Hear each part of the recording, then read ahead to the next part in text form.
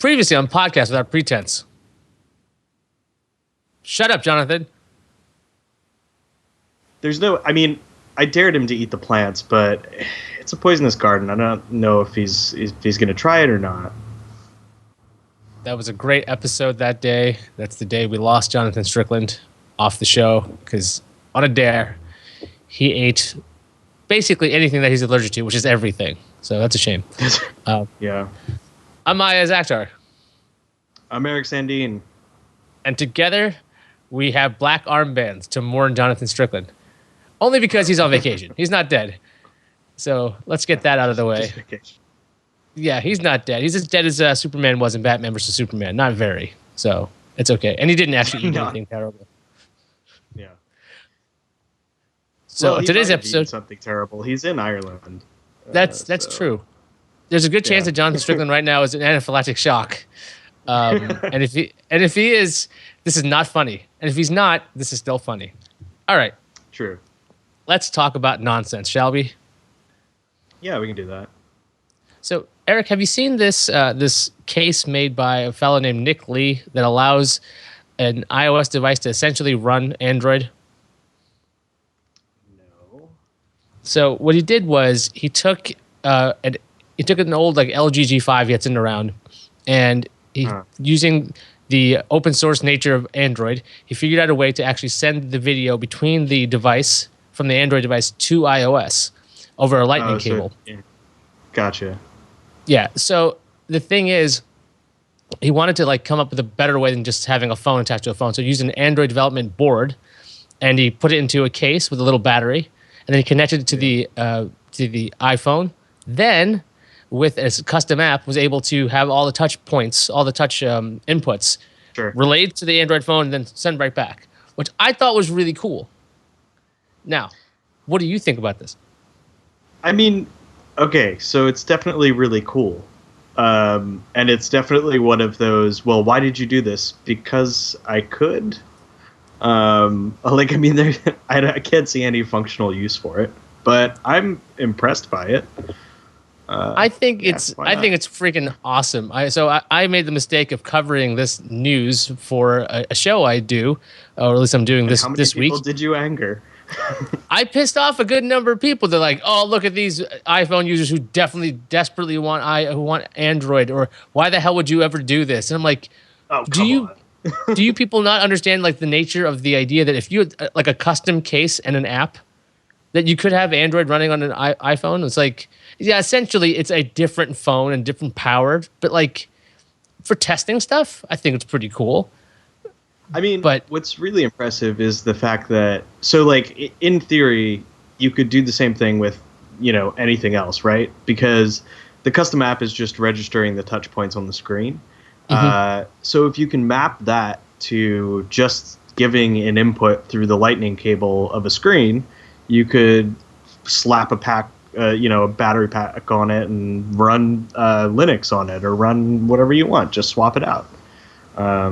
Yeah, I mean, it's fun. It's cool. Look, if this was Windows 10, I'd think it's cool too. I don't care. Like, if I have to only carry one device to do all the things, just give me that. I just can't understand. Windows 10 on a phone, though. Well, I'd like it on a larger screen. Either. Yeah. But the idea, the concept of just having a portable device that's the device. Give me 3 or 4 cases. Give me all the stuff. You got that colored bar, man? He's turned into colored bars. How did you do that? Well, yeah. I mean, I guess. I don't know. I really don't even care that much anymore what operating system my phone's running. Like, especially, I mean, it looks like this now. It's pretty broken, so. Is that a Samsung? It's the Nexus. Yes. No. Who made the Nexus 6? Samsung. Motorola. Huawei made the 6P. Motorola made the Nexus 6. Oh, just a 6, no letter identifier. No, I have to buy one, but I'm lazy. They're like $275 now, which means Google's releasing a new one, so I'm being lazy and waiting till that comes out. Yeah, I think it's this fall coming out. I don't know anything officially, so I'm not going to say anything about that. Anyway, what have you been doing? What have I been doing? I don't know, working. Yeah. It's weird. Actually, this weekend I went camping, and Liz did a sprint triathlon, which was kind of awesome. Now, what are the 3 sports in a triathlon?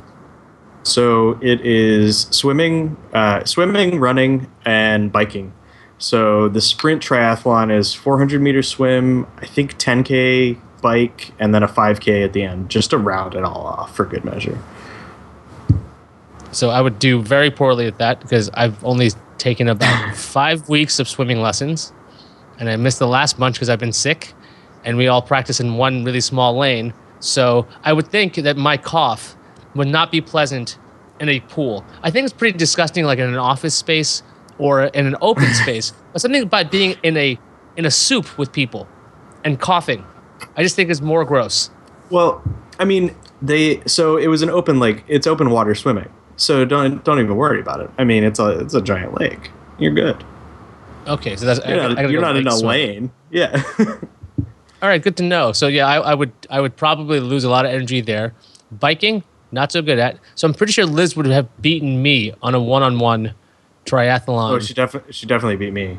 Like I didn't do it, but there's no way I would have even come close. You didn't do wine and painting again while she was doing that? I didn't. I did stand in 90 some odd degree heat while waiting for them to finish. Triathlons, not very exciting to watch because all you can really watch is the transition area where you're like, oh look, they're getting on a bike now. Bye bye, people on bikes. Now, why the hell did you go camping? Because it was at Bass Lake, which is like a little bit south of Yosemite. And there aren't really that many. Like, there's like a resort there, I guess, but it was super expensive to stay.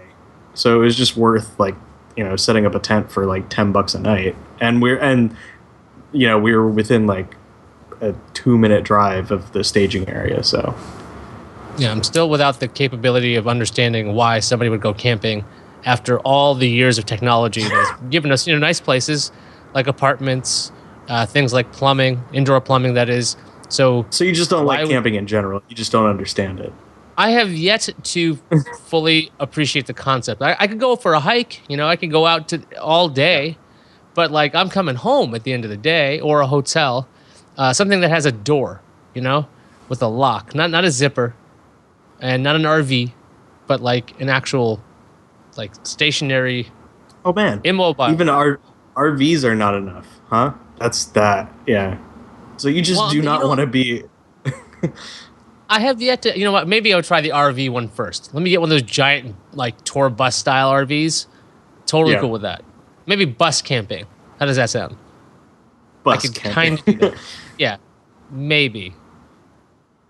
But I don't know. It's not something that. I grew up in the city. It was, Liz and I were talking about going on a vacation, and somebody suggested we go to the country. And I started laughing very hard because this person didn't know me that well. Because I'm not going to go to the country. Like, what are you going to see there? Like in New York, like countryside in New York is like hills. Yeah. And that's it. It's true. I mean, that's kind of how it was like in Maryland growing up. West Virginia was really pretty though. We used to go hiking around there. But like New Mexico's gorgeous. And California, you don't have to drive very far to see some like interesting stuff around. So. But yeah, New York, never gonna work. Other than I think Hawaii would probably get me to like hang out outside a lot longer. Big Sur, I've seen pictures of that. That looks pretty cool in NorCal. I think I could do that. Yeah, so it's pretty. Drove through it. Yeah, I have yet to do this kind of stuff because I was living in Petaluma out there. Not exactly. Yeah, I was gonna say you lived in Petaluma, like you were practically camping for a year of your life or 2 years. Yeah, that was roughing it all right. I mean, like, I don't recommend it. I will say to lots of people, don't live there if you don't have to. I wasn't. Yeah, that's the. If you take one thing away from this podcast, do not live in Petaluma. Well, yeah, that's the actual tourism slogan. It's like if you can, don't live here. That's what it says. It's a slow town. Although the bus system was quite good, I'll say. Excellent. So how is the move? Because you're in a new location. I'm in the new apartment. You moved? I think we did. Maybe we did. I don't know. So I still have bricks behind me, but I'm in a lofted area, so you can see the TV behind me there. this is the ceiling right there.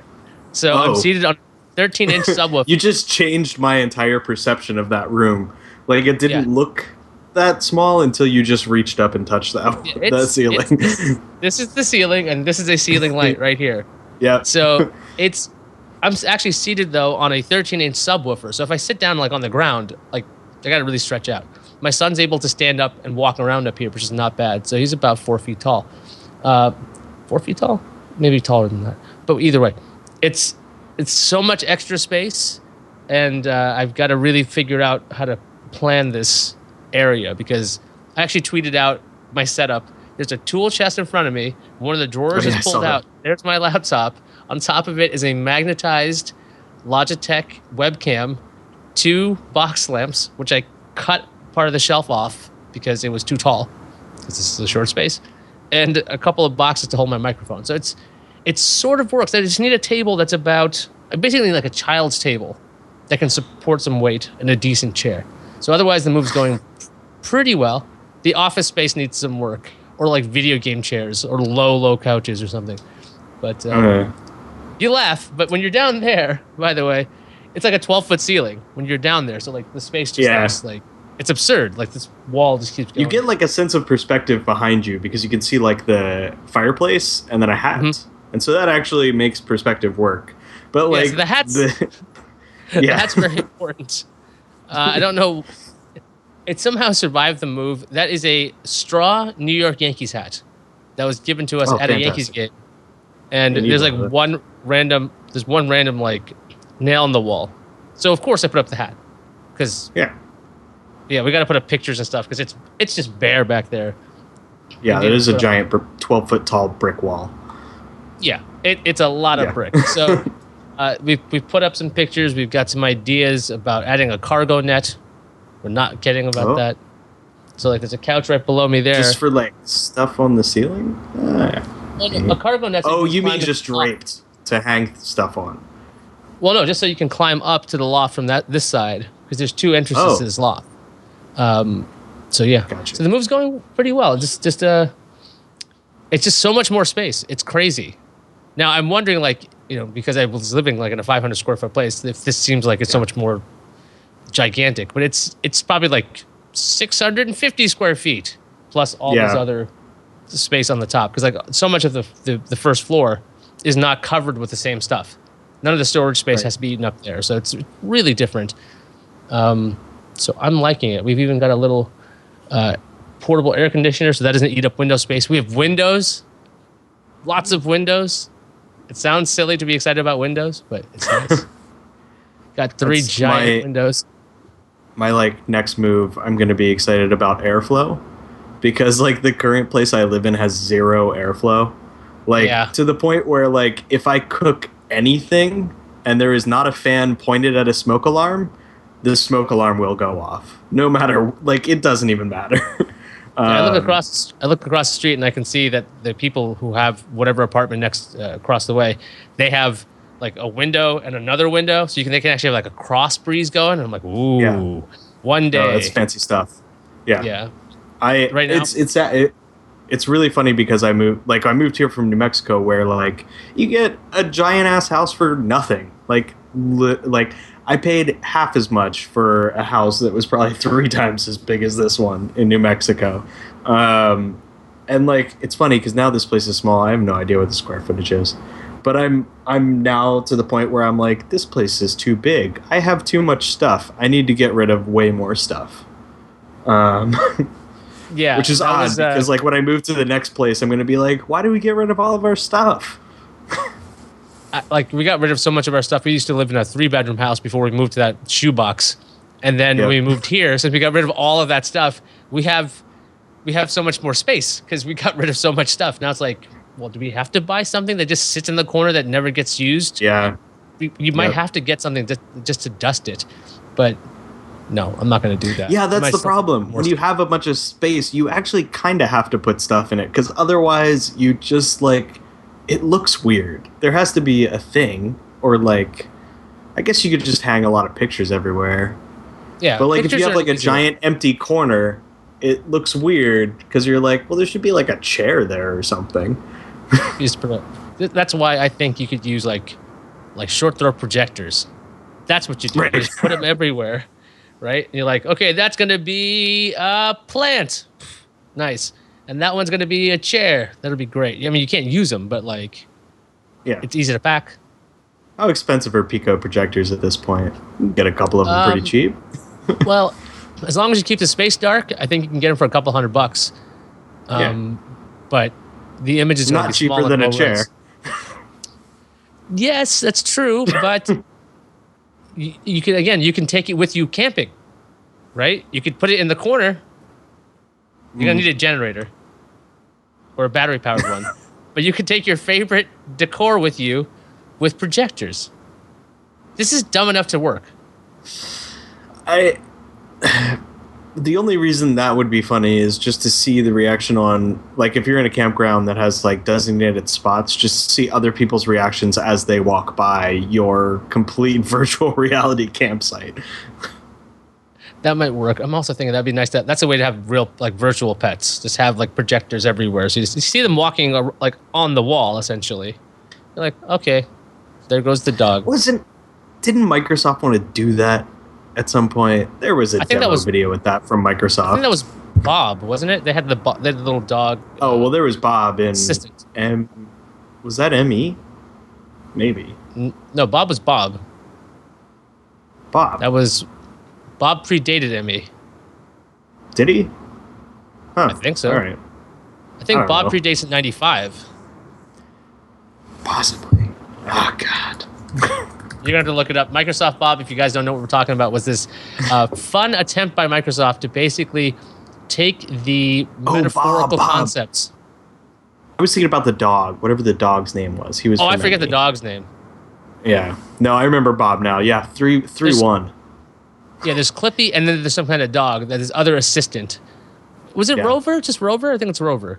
Might have been Rover. Yeah. So yeah, there's all of that mess that happened. And they had this. Anyway, you can look up Microsoft Bob on your own, and Rover, the helpful wizard, but he was not a product. Sony came out with a robot dog. I tell you about that story that these robot dogs are dying. No.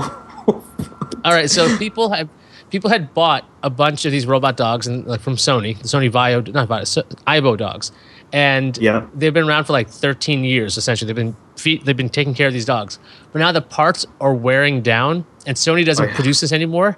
So these dogs are dying, and the people who bought them are upset because their pet is dying.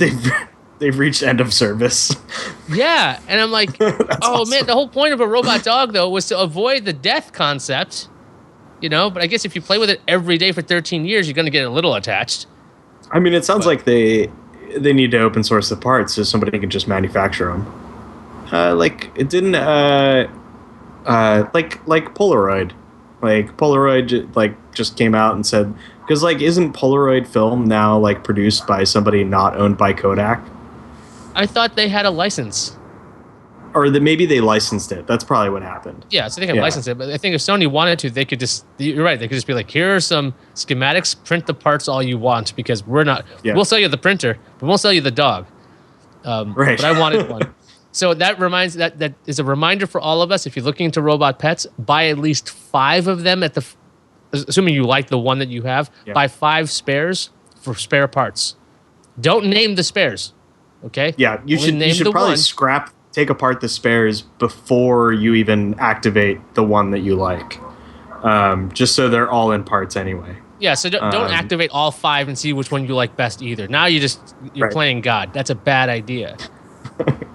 This is very useful information for me later when I pick up a robot dog, because I don't want any more pets because they are a lot of work. We'll specifically mark this episode, advice for future Iyaz on robot pets. That's the title. So when you search for it, you're like, I know we talked about this. Like, I'm going to look for the Iyaz specific advice. If I find out any other results that are advice for other people about robot pets, I will ignore them. As long as it says Iyaz in the title, I will click it, and I'll be a little older and go, oh yeah, it's good advice. Because otherwise, you're going to be just heartbroken when you have to put the other ones down. were away. It's true. I don't know. I guess people got pretty attached to their Tamagotchis. I don't remember that. I got attached to my Furby.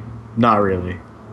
My Furby was hilarious, though, because I tried to teach him, I was young enough and still kind of nerdy enough to, realize, okay, so the Furby learns things by listening to things.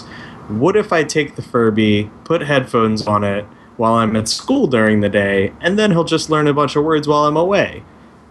Seems reasonable. When I got back, all my Furby said was loud sound, and that's it. We had to reset him. Well, that seems that's an interesting experiment. Did you try it again with a softer sound? I did not. I immediately lost interest. Then you reset the Furby, and then what did you do? Put it back in a box? Yeah, probably. I think it just sat on my shelf for a while. That's a good pet owner right there. That's perfect. Why not? No attachment. First traumatized the actual fake pet, then puts it away to collect dust. That's commitment right there. Yeah. I don't know. So we're not going to talk about the movie that we had picked a couple weeks ago called Love, Wedding, Marriage. Eric, you've seen the movie? Yeah. Did you watch it yet? I did watch it. Oh. I have notes. And we have Jonathan's notes as well, who is not dead. Again, Jonathan is not dead or in the hospital, unless you were watching this in the far-flung future, which he might be dead at this point. But that's true. This episode's getting very time travel-y.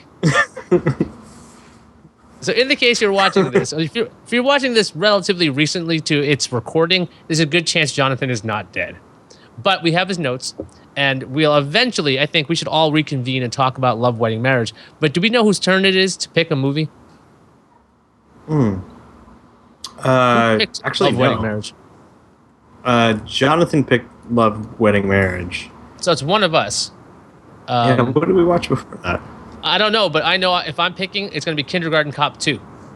You know what I'm going to do? I'm going to go to gfqnetwork.com and look at our shows.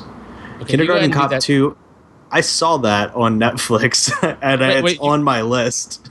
Yeah, so for those of you who don't know, Kindergarten Cop 2 is a sequel that nobody asked for that was made relatively recently, and not only that, it stars Dolph Lundgren as the kindergarten cop. The trailer looks abysmal, and this looks awful, and I'm excited because I think it might be bad enough to watch for this show, and we'll be excited to watch it because it's really dumb, but it's also supposed to be somewhat of a comedy, which, when comedy fails, it goes really poorly. But it's Dolph Lundgren, and he's one of the smartest guys on the planet, so probably it'll be okay.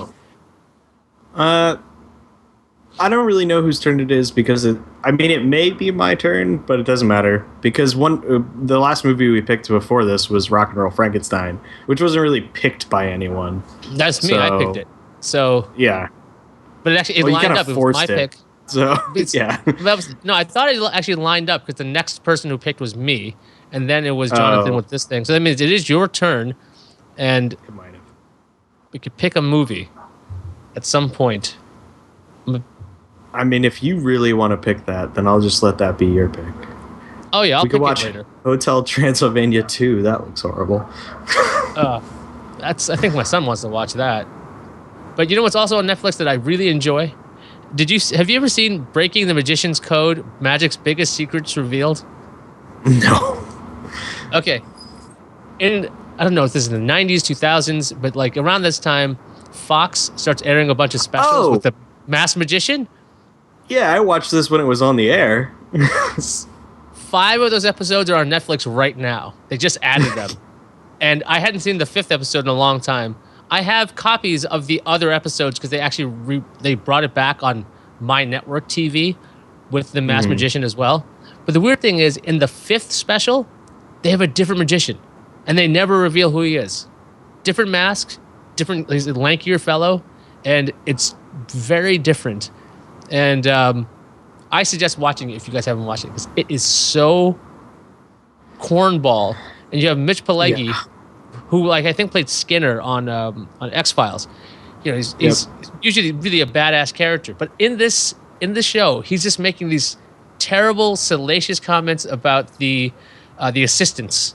Like, wow, there's a shape I'd like to get into, and you're like, wait, what? Why is he saying this stuff? And this is happening throughout the whole thing because the magician never talks. So, definitely recommend it. Yeah, it is amazing. What I watched last week that was horrible was Scream the TV show, which is an MTV show. That tells you about how good that was. You thought it was horrible? We watched like 2 episodes of it. We didn't think it was that bad. I mean, it just like, I don't know. The first episode and I'm like, I don't know if I can do this because it was so long. Like each episode was like a solid 45 minutes that was pretty boring generally. What bugged me most about that... Go ahead. Go ahead. No, go ahead. What bugged me most about that show is like the music that they use, the score is kind of like, it reminds me of Psycho, and it just doesn't fit this high school screen. Not at all. Yeah. And it's like super modernized. I like the idea they have cell phones and people. It makes sense why people are streaming stuff, why they're actually taking selfies with the killer, that kind of stuff. Totally makes sense because in today's culture that makes a lot of sense. Because Scream 2 in some respects was way ahead with this always streaming guy. I think that was 2, maybe it was 3, but like that was I think it was a good update.